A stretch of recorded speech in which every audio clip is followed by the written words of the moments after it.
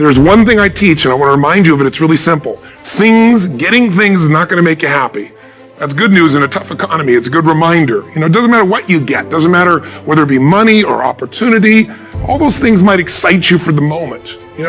Even a relationship, as magnificent it may be, might be exciting for a while. But if you don't keep growing, that relationship isn't going to stay exciting. So the secret to real happiness is progress. Progress equals happiness. And if we can make progress on a regular basis, we feel alive. And that's why at the beginning of the year, we get this thing like, okay, I can have this fresh start.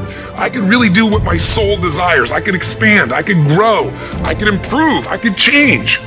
Or maybe better than change, I could progress. See, think about that. Progress is an aliveness to it, doesn't it? You don't have to work at changing. People say all the time now, well, I'm working on changing. Don't worry about it. You don't have to work on changing. Change is automatic. Your body's going to change whether you want it or not as the years go by.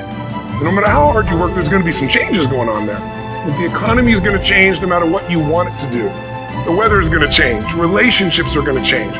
Everything in life is always changing. We don't have to work on change. Change is automatic, but progress is not. So if you want to make real progress, then you really got to look at your life in a different way. You got to say, I got to take control of this process and not just hope it's going to work out like people do who make a resolution. Because really, isn't that what they're really doing at the beginning of the year? They're saying, well, here's my resolutions for the year, and they really basically tell you their wishes. It's their wish list. It's what they hope it all comes together. And then they call it a resolution, but they don't know what a resolution is. When you resolve something, to have a resolution is to resolve it. When you resolve, this is how it's going to be. That's when you cut off any possibility except the thing you've committed to. It's like the old adage, if you want to take the island, you burn the boats. Because when you burn those boats, there's no going back. You're going to find a way to make things work. And most people, they're stating what they hope will come together. And if it doesn't happen, then they're disappointed, but they're not too disappointed because they're not too vested.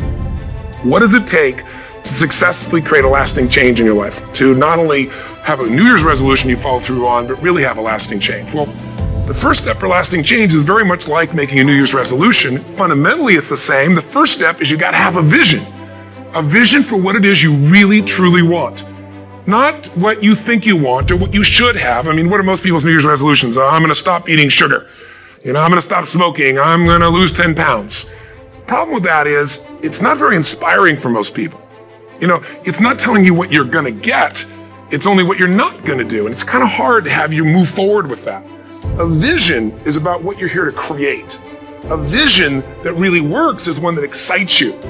If you say, well, my resolution, my goal, my outcome for this month, this week, this year is to lose X number of pounds, that's okay, but it's not very compelling. It has to be a compelling vision. It's got to have something that has the power to pull you, not something you have to push yourself to do. Those are two different kinds of motivation. Push requires willpower, and willpower never lasts. What will last is pull.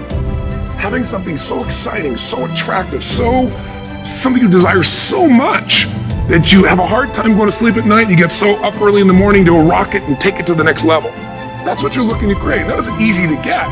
But one of the reasons we do seminars and events, and we say, why do that? Why not just read a book or something? Is because when you get in an environment where you're with people that are being put in a peak state, like when you're going to a sporting event, if you watch a sporting event at home, it might have a certain level of excitement. But when you're in a stadium with 50,000 people, suddenly it has a whole different level of intensity. And we feel that.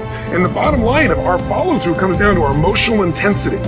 In a different state of mind, you're going to come up with a much better and more exciting vision than if you're sitting on the couch going, okay, what are my new resolutions for this year? And you're doing it the morning after the new year has started, and you're a little inebriated. And the football game's on in the background. Probably not going to have the power of focus there. Probably not going to have the power of the energy to create something that's going to pull you for this year. And you got to do that. So it's got to be a vision that's compelling, something that it's going to be a gift to make sure that it happens.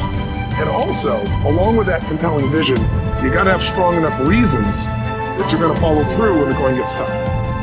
That's one of the biggest things missing for most people. They say, this is what I want to do.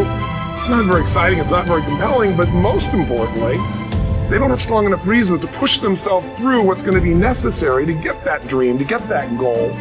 When the inevitable challenges come up, when you're starving, hungry, and you're trying to go on a diet, right? When you got no time and you're stressed out and you haven't worked out still, and that's what you're supposed to do.